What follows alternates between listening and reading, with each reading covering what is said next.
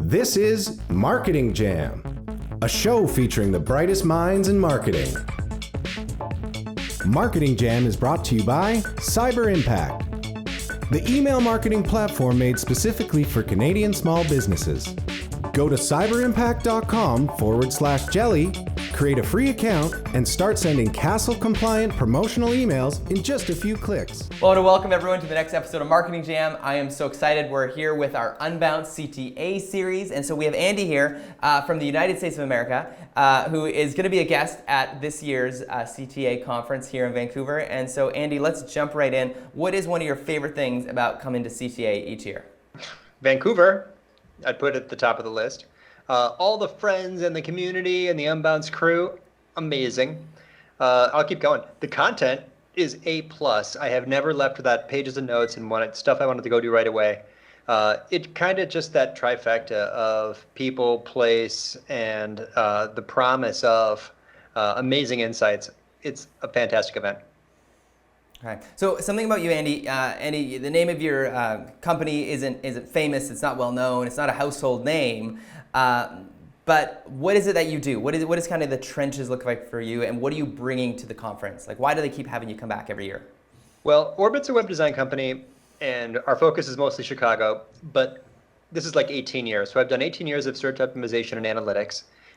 It's 12 years that I've been running this content program here of publishing our best, most practical advice for a long time. And we've been doing live events from the beginning, and that going back to like 2007. And so I've done lots and lots of teaching from stages and speaking at conferences. So after like 100 presentations a year, it's a ridiculous number at lots of conferences. I have hopefully distilled it down so when I go to a place like CTA Conf, I'm ready with my best. I have boiled it off to like those nuggets that are going to be the most useful in, what do we get, like 40 minutes? Like I've got to hit it hard and just what people need to walk away with stuff that they can go do right away. So I've been doing that for years now with them, and I'm honored to be back. And I'm bringing my best. It's a practical how to go do this tomorrow. It's only 6 clicks for the amazing insights into your audience. So it's kind of it's an analytics presentation focused on both search and conversion, but it's all about audience empathy.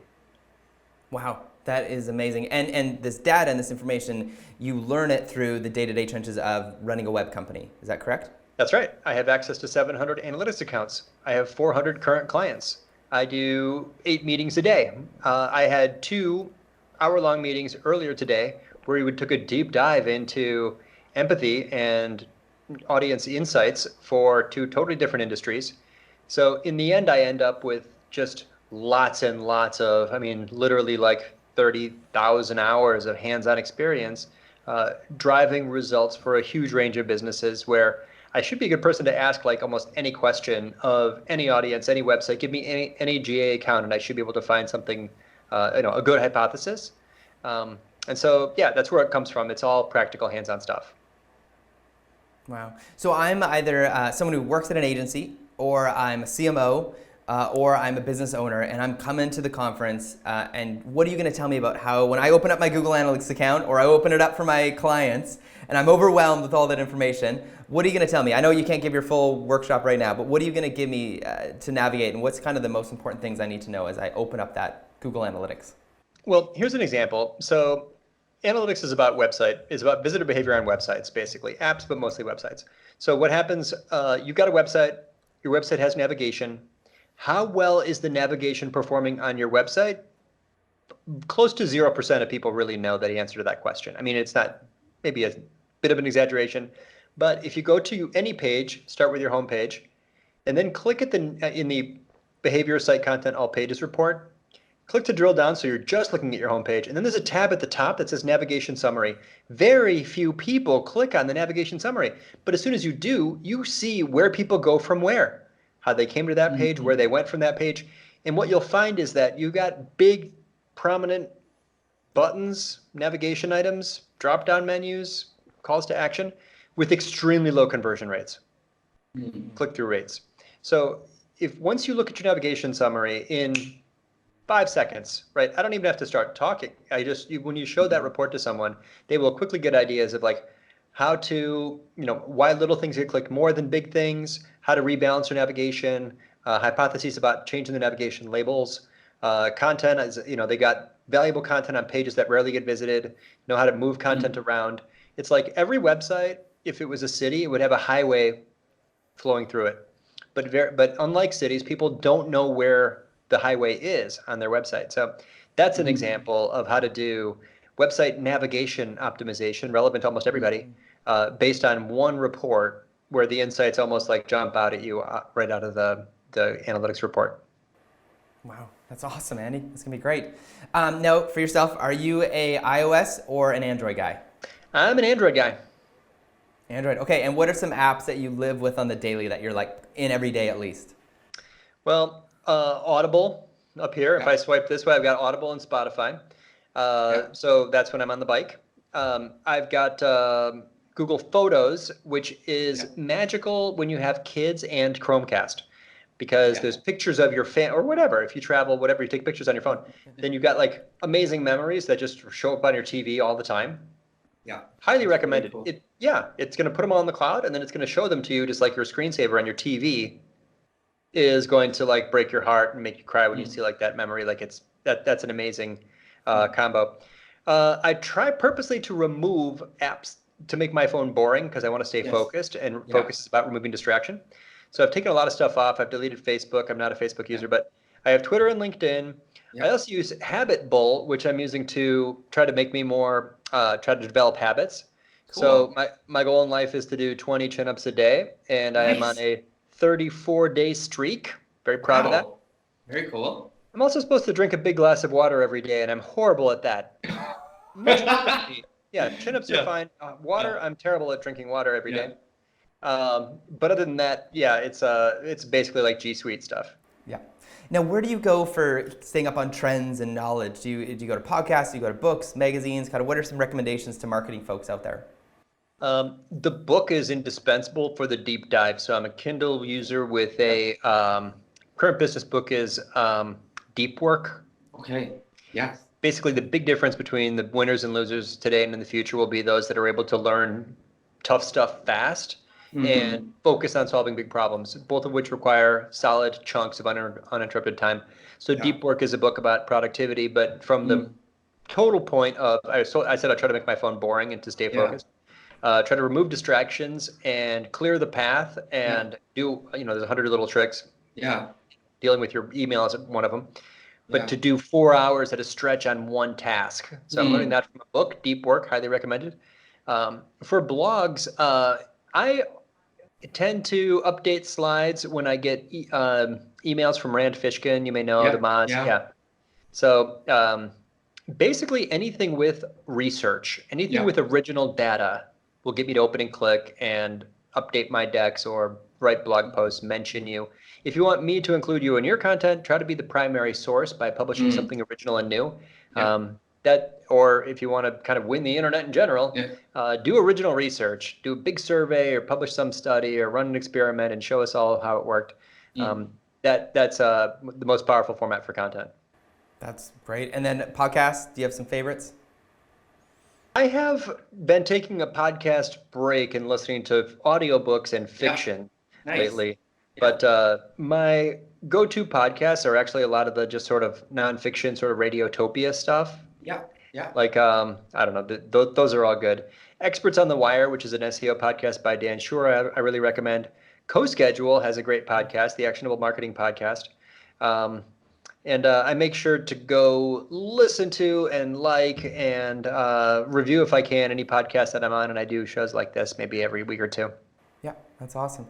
And now, are you a Slack user at your office, or do you keep that off because of distractions? My office is users of Chat, GChat. So we're Google Suite people, but whatever, same thing. I do not have my notifications turned on, and people who want to reach me know that they can do so through other channels. They can just walk into my office. I'm not.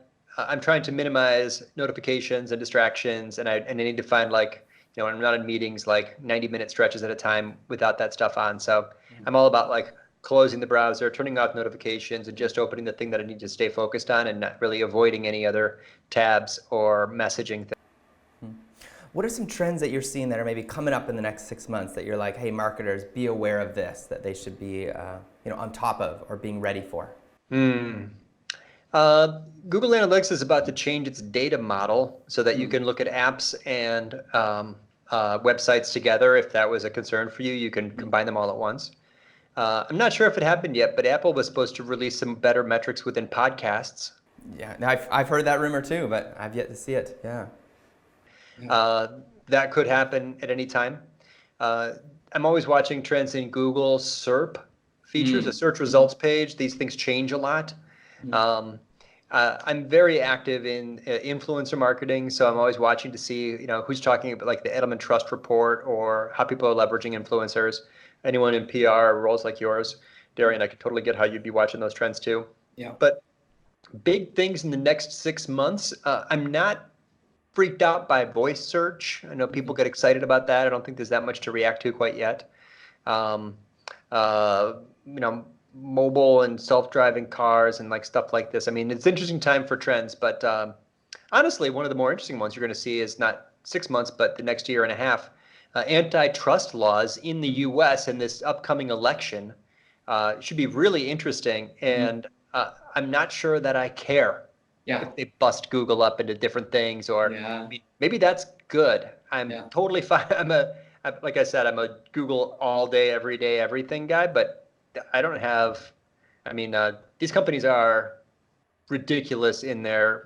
It's breathtaking power and control they have over us. Yeah. Well, you'll be up in Canada during our federal election, where we are vying for people's votes to vote for the next prime minister. And so, again, Facebook has made some adjustments for those ad agencies that want to advertise on Facebook for the election. So I've seen some of the pieces in place right now. It's been fascinating to watch, with especially what happened to the U.S. last time. To help advertisers do better targeting, or to allow consumers to do better privacy and filtering? The advertiser now has to go through a multiple approval process to prove that they are a legitimate entity to place any sort of Facebook ads for causes and political promotions. Okay. Yeah. Hey, so be it. Yeah. I just send like my driver's license over to Facebook, all this sort of things to say like we are a legitimate person who is in Canada, and yeah.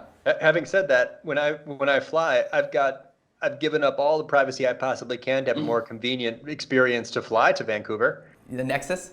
Well, I've got Clear. Okay. Have you seen this? No, we have Nexus in Canada. I wonder if it's similar. Clear has basically replaced the ID. So I'm sure, of course, I need a passport because it's international, but at least domestically, I can fly just by putting 2 thumbs on this little pad. Wow. And it says bloop. It's like it's got your eye, your face, your fingers, your thumbs, and you can, and it's just a faster way to get through security. Yeah. Will I give my biometric data to a private company to go through security faster? Yeah. Yep, I will. Yeah.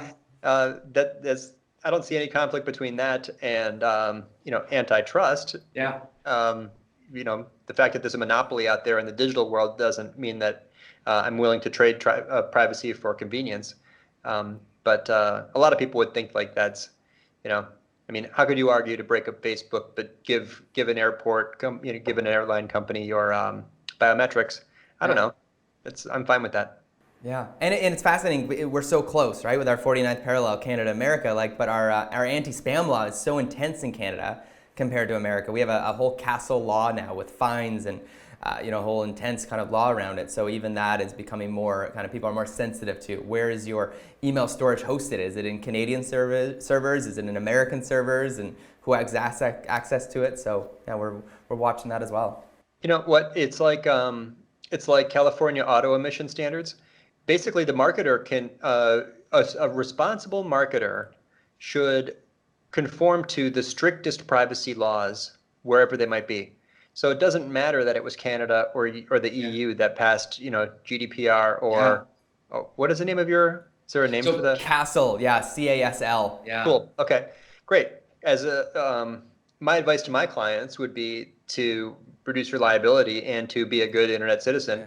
You might have these people on your list, so conform to those levels. So all these American companies, GDPR convinced millions of American businesses and website owners to put the cookie bot consent bar on their website. So that had a measurement implication because we get no analytics data for people that do not accept cookies. It really actually, you saw for people who did it, like a 10% dip, permanent dip, if you added CookieBot consent to your, CookieBot's the name of that tool, one of the tools, the popular one.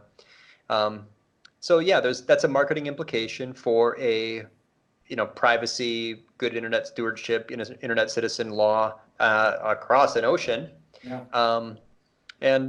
Cool.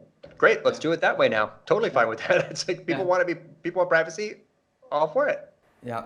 No, 100%. Now, do you have a favorite destination or food item that you're going to make sure you go and experience while in Vancouver?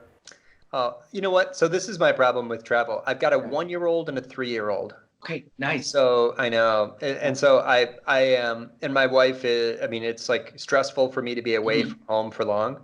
So I'm normally in and out pretty quick, which means I get this giant like FOMO when I'm in Vancouver because I'm only there for a shorter time than I would like to be. I've got friends there, and I do this a lot. I'm going to 2 cities next week. Granted, one of them is Las Vegas, and I have no love for Las Vegas, but and so to be in and out fast is to kind of miss out on some things. So no, but Darren, what should I have if I were going to be there for a day? Oh man, I would feel like Unbounce if they can do this, and if they're listening, Charlene and crew and Ollie, you need like a box which can give you like a little VR headset, which will take you up to the top of Grouse Mountain, down to Deep Cove. It'll walk you around Stanley Park while you can eat a Japa dog, some really, really good sushi, and a night out at the Roxy down on Granville Street. That would be like your like Vancouver in a box while you're smelling a nice Vancouver Candle Co. candle. And I think that's your like that's my like summer. A little bit of ocean smell, a bit of the mountain, the trees. There you go. There you go. Amazing. Yeah. We'll see if Ollie can do that for you. That would be great. Okay. I also bet you guys have got great Chinese food out there. Very good. Yeah, very good. The whole world is here. So Thai food, Chinese, Japanese, Korean, you name it, we got it. So.